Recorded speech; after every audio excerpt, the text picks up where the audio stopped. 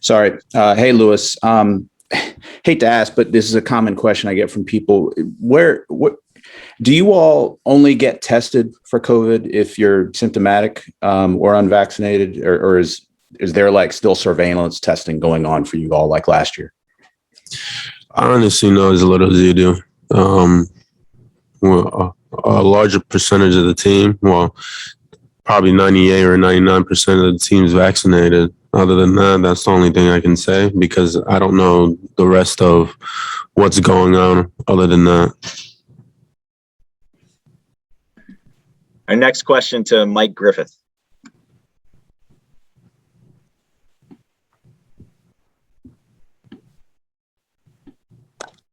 You there, Mike?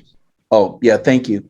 I asked Coach Lanning earlier about Michigan being a power football team, and yet they have all these explosive plays. I know that you've studied this team deeply. How do you explain that paradox? How is a power team also so explosive? For one, it's definitely the players they have. You know, a team wouldn't be what they are without good players. They have some really good explosive players from offense, running backs, slot receivers, tight ends, even their quarterbacks. So the players make majority of who they are, and then good coaching with their head coach, receiving coordinators coach. A lot of those guys I'm familiar with. So it all comes to those two factors, really. Okay, next question for Steve Hummer.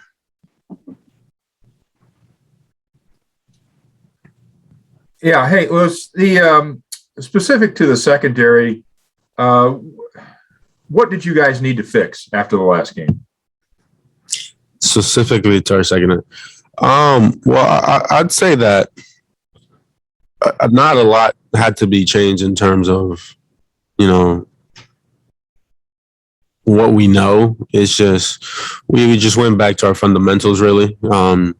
Use this stretch of getting ready for Michigan to also work on ourselves.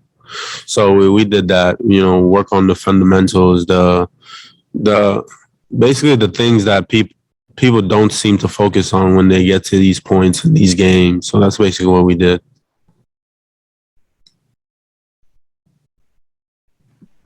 All right, next question for David Hale. Hey, Lewis. Kate McNamara has that really sort of funky sidearm delivery. As a DB, does that impact how you kind of are tracking the ball or kind of does it make it tougher to sort of see it come out of his hand and that kind of stuff? Is there any impact at all in the way that he delivers the ball compared to sort of that more normal drop back overhand style? No. I mean, the ball has to get in the air one way or another. Regardless how he throws and which way he throws, it's still going to be in the air. So that doesn't really affect me.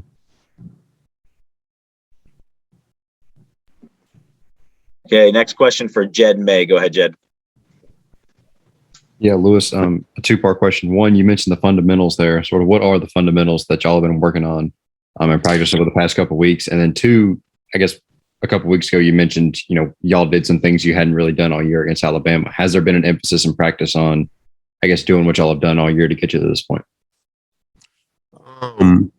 Well, basically, the fundamental stuff is tracking the ball at the highest point, tackling, because in bowl games, there's a lot of missed tackles, making sure we communicate from D linemen to linebackers to the four corners of the DBs, from corner to safety.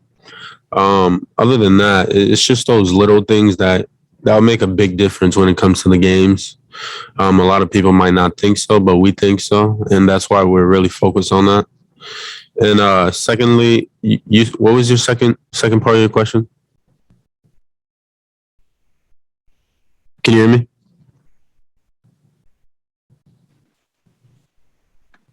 Go ahead, Jed. Sorry, I was muted still. You mentioned, last time we talked with you that you guys did some things maybe differently defensively, schematically than you've done maybe all year against Alabama. Has there been an emphasis in practice on just getting back to what y'all have done all year and the stuff that's made y'all so good, through those first 12 games? Well, we kind of, I can't really say that because, most likely other teams are watching these interviews also. So wait till the game and you'll see. And that's the most I could say.